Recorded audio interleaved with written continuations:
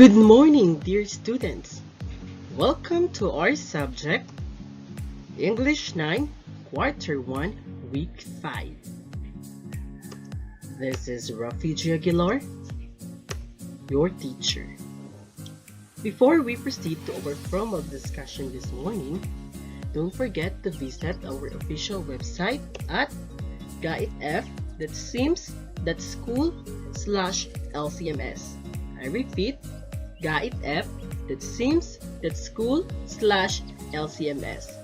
Visit our subject there, log in your account there, and don't forget to download the PDF files as well as to answer the activities and quizzes I have uploaded there. Okay? Yes. So, are you now excited for our new lesson this morning? I guess everyone is now ready. So what you're going to do is to use your headphones or headset if you are using mobile phones, and listen attentively. And if you have some questions right after this discussion, don't forget to contact your teacher or contact me through our Facebook Messenger or any platforms that you can be able to communicate on me, so that we can be in line with our discussion. And of course, we have our online class. So right after the presentation of this video, I will accommodate those questions that you're going to ask. So if you want to ask something, then I'll do my best to answer the questions, as long as it's related to our lesson. But it's not, that's no longer my part, and we leave through that conversation only for our discussions about our lessons, what we have discussed this morning. So, shall we start now? Okay. What do you think is our lesson for this morning? Well, I'm pretty sure all of you is now excited, so allow me to introduce to you our lesson for this morning is use second and third types of conditionals in expressing an argument. Okay, so for today's discussion, this will be our lesson this morning. The second and the third types of conditionals in expressing an argument. So last week, we've discussed about the first and the second, the first conditional. Now we will continue what we have started last meeting, and then we should continue to discuss the second and the third types of conditionals in expressing an argument. Now, do you have any idea about this lesson?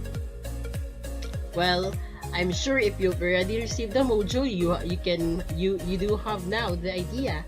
But for those, of course, you can, based on your prior knowledge, if this was taken from your previous lesson last year, or in any kinds of things that you've encountered this lesson. But we will not make it longer, so we'll continue, and we should discuss more about the second and the third types of conditionals in expressing an argument. Okay? Okay.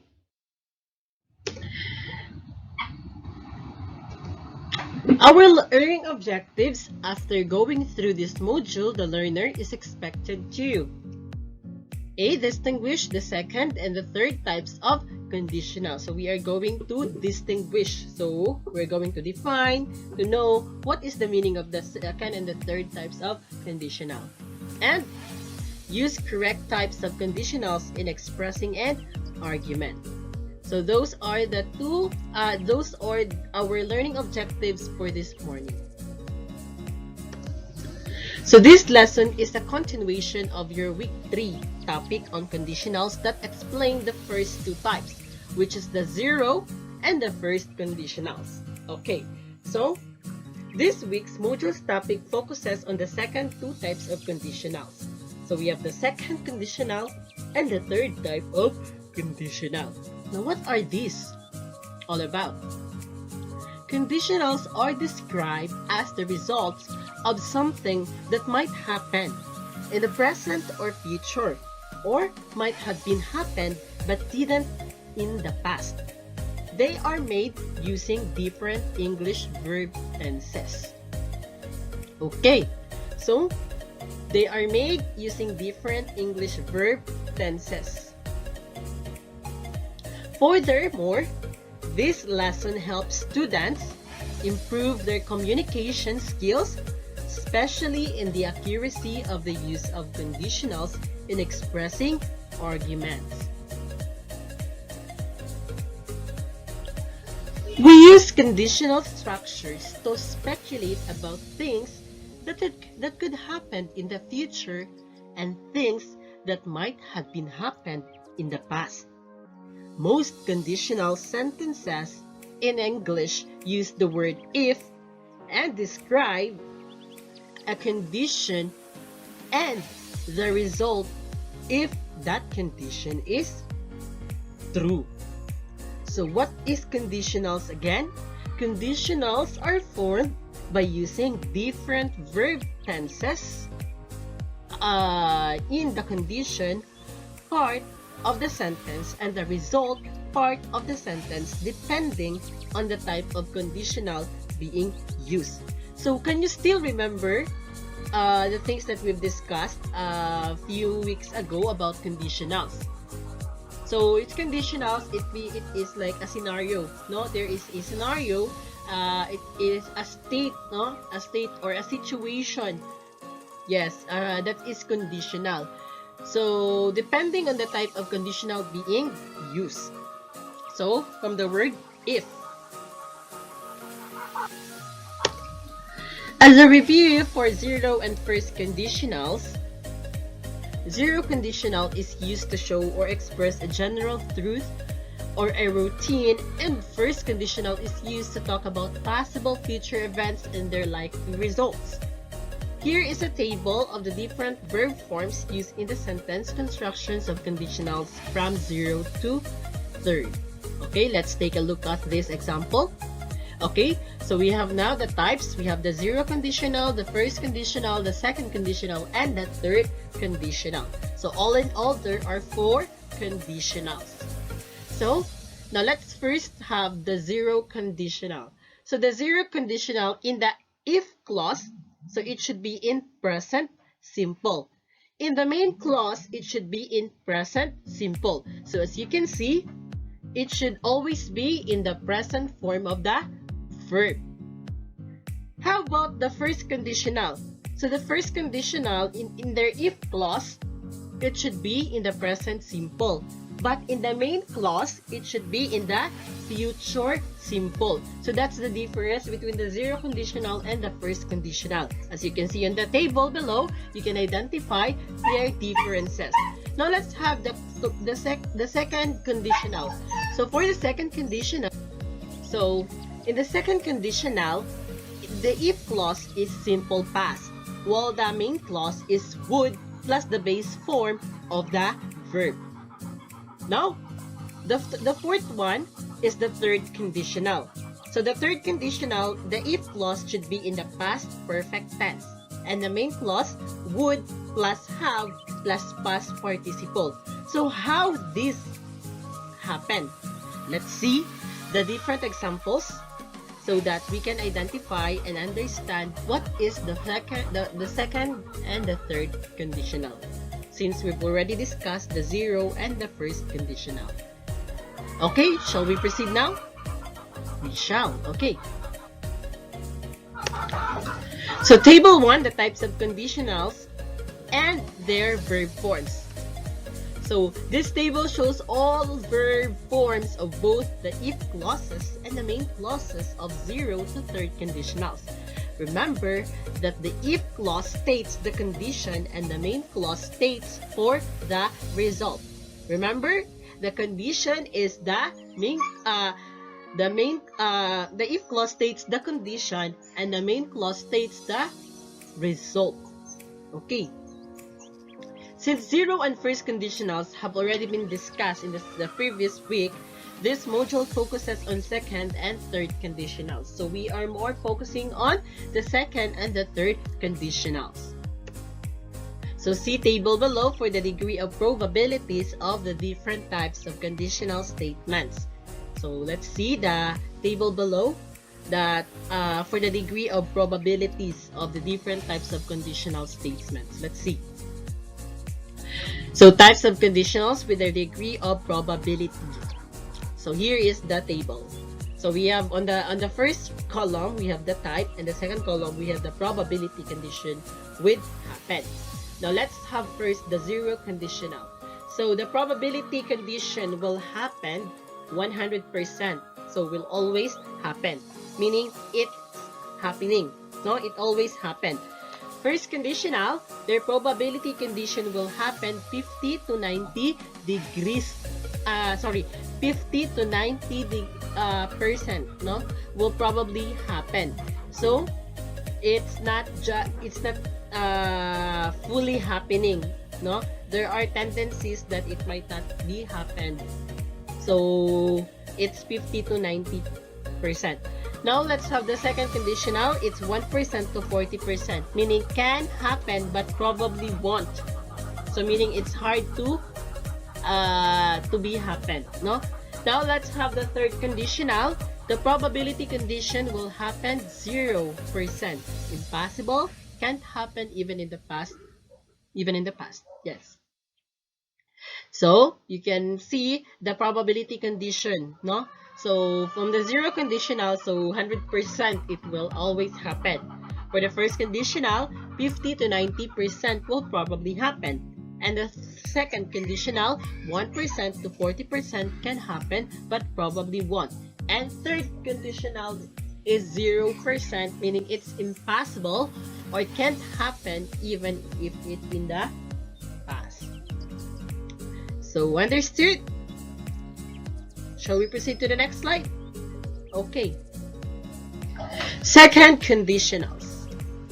Second conditionals mainly use present and unreal past tenses and describe present or future situations that are not very likely to happen, or situations that now are actually impossible but perhaps were possible at some point in the past.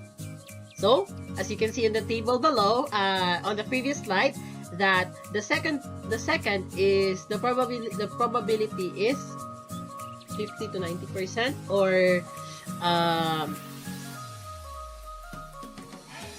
oh yes. Now, it is formed by using if and the simple past tense in a condition part of the sentence, followed by would and the basic form of a verb in its main clause. So we use the second conditional as mentioned for unlikely situations that can but probably won't happen, as well as hypothetical or imaginary situations both in the present and the future.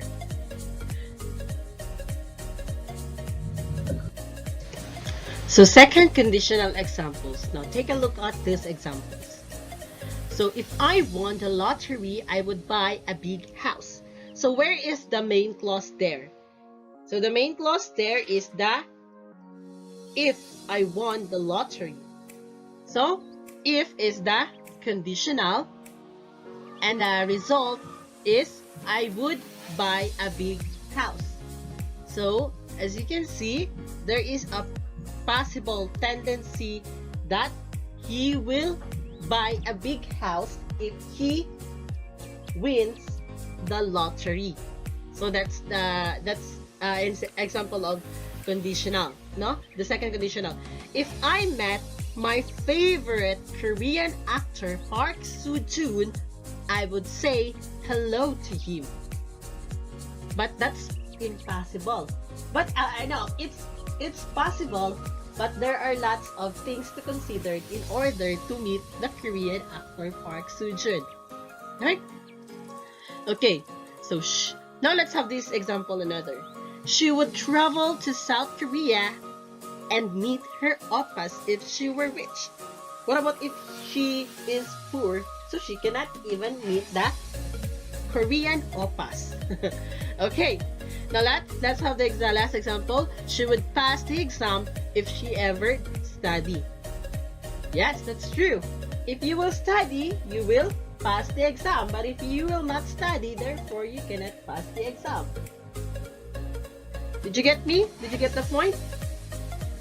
Okay, so that is the second conditional. This examples talks about things in the future that are probably not going to be true and maybe imagining some dream, for example. So like dream, that's an example of the second conditional. Here are the other examples. If I had Park Seo-joon's number, I would call him. I don't have his number now, so it's impossible for me to call him. So that's the explanation. Second, if I were you, I wouldn't go out with that man. This additional two sentences used to talk about something in the present which is impossible because it's not true. Okay, so it's easy to understand, class, right? Oh, are we done with the second conditionals? Okay, now let's have the next line. Now let's have the third conditionals. We use the third conditional to talk about things that were possible in the past, but that didn't happen or can no longer happen now, which means they are actually impossible or unreal events. It is formed by using the past perfect tense in the condition part of the sentence, followed by would plus have plus past participle in the result part. We also use conditionals when we express regret. See examples below. And the third example, if she had worked hard on her portfolio, she would have passed the course. But really we know she didn't work hard on it and so she didn't pass. If my beautiful cousin had joined the pageant, she would have won the crown. Sheila won't have been tired if she had gone to sleep earlier. Harold would have been on time for the audition if he had left his pad at 7. So as you can see on the table on the previous slides, you can see that the third conditionals has the probability that will happen is 0%, meaning it's impossible to happen. So these examples talk about the past. It's used to describe a situation that didn't happen and to imagine the result of this situation. And take note also that the verb forms in the third conditional clauses are if plus past plus perfect, would plus have plus past participle. Note, both second and third conditionals may use should, might, or could in the main clauses. It is just that in most cases, would is always used. Example, if I hadn't messaged him last night, I might have missed the last part of the assignment. So, please relate this integration to your learning of the different modals from your previous modules. So, always remember the formula of the third conditional. So, if you use if plus past perfect plus would plus have plus past participle. So, second and the third conditional uses both uses conditionals like should, might, or could. And that's all for today, class. Thank you for having your time with me. I hope that you've learned today, and I'm so glad that you made it. So before we end up this session, don't forget to log in your account at our official website that was given to you on the first slide. And of course, don't forget to download the PDF files, answer the activities and the quizzes I have uploaded there. And most importantly, don't forget to subscribe our YouTube channel so that you are updated on our latest video happenings on YouTube. So, again, this is Rafi G. Aguilar, your teacher, saying have a good day to all of you. God bless everyone and stay safe.